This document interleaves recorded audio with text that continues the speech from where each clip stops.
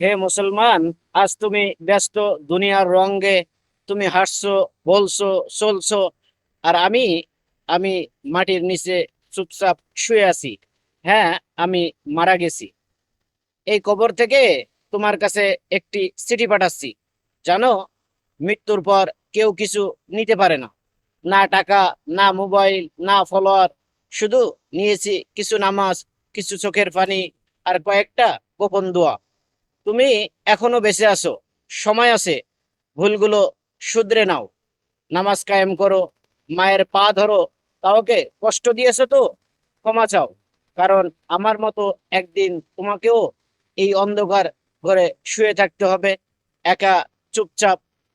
ভাই ও বোনেরা, এই চিঠিটা যদি তোমার হৃদয় ছুঁয়ে যায়, একবার চোখ বন্ধ করে নিজের মৃত্যুর কথা ভাবো। তারপর এই ভিডিওটা শেয়ার করো, হয়তো কারোর জীবন বদলে যাবে এই 1 মিনিটে।